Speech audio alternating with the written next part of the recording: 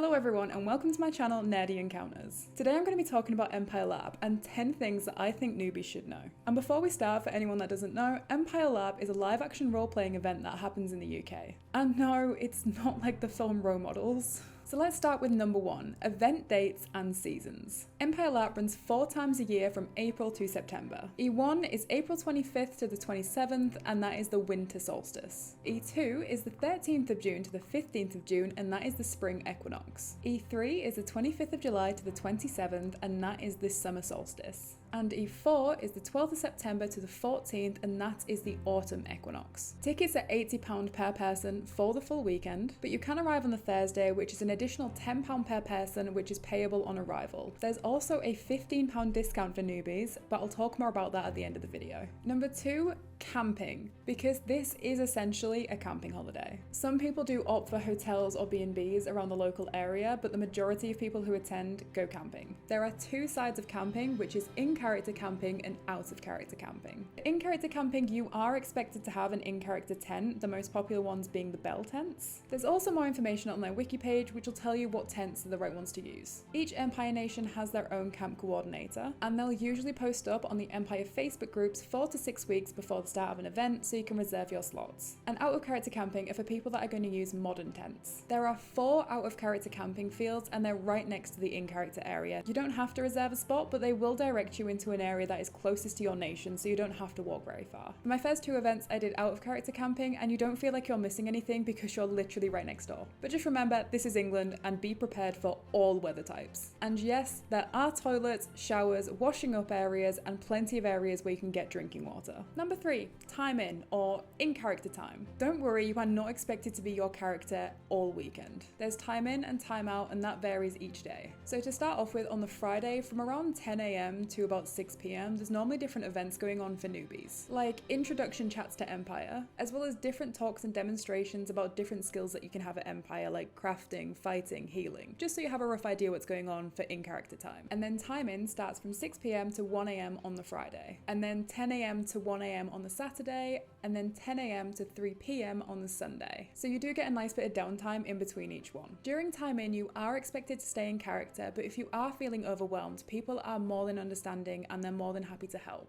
Everyone understands that LARP can be a big change for some people. And number 4, the different nations of Empire LARP. You do have to pick a nation before attending and there are 10 that you can choose from. These are the Brass Coast, Dawn, Highguard and the Imperial Orcs, the League, the Marches, Navarre and Urizen, and Varushka and Wintermark. Each nation has their own look and feel that can be found on the wiki, which I've linked down below. I would recommend doing a bit of research to find the nation that fits best with you. And number 5, my favourite part, making a character. When you sign up to the Profound Decisions website, which once again I'll link below, you can start making your character. First, you pick a nation, and then your skills. But if you are unsure about your skills, you can wait until the event itself, chat to a few of the players, and then choose them there. You also get a personal resource that you can trade or use in character. And finally, add any other details about your character, like their background. Number 6, kits and weapons. So first off, the stuff that you wear is called a kit, and I would recommend going cheap and cheerful for your first event. My first kit was £50 and that was a green skirt, a beige shirt and some belts added over the top. Basically, just don't spend hundreds of pounds if you're not 100% certain that this is the hobby or if that's the nation for you. There are also stores where you can buy kit at the event, which personally I prefer because then I can see it in person and see if it fits. And weapons. If you want to fight but you're not sure what weapons will work for you, I'd wait until you were there. First, you can talk to other players about different types of weapons and most of them will let you take a few swings with theirs just to see if it works for you. And if you do decide, hey, I want to do some fighting, then there are a lot of stores selling weapons and a lot of players are happy for you to use old weapons that they don't really use anymore. Just make sure you ask permission. And of course, stop by weapons testing to make sure they are safe to use. Number 7,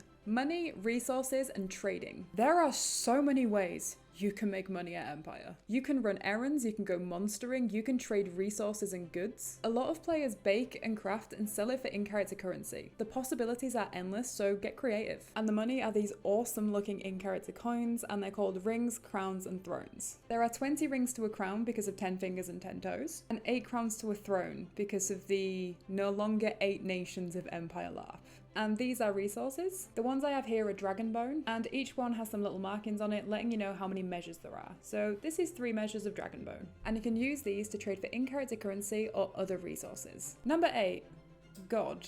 And no, I don't mean that one. It stands for Games Operations Desk, and they run everything. You collect your character packs from them, they answer any questions you might have, they mix potions, they record rituals, deal with all the lost property and the first aid, just everything. And they do an amazing job. So if as a newbie you're ever stuck and you're not too sure what to do, you can always go see God. Part 9.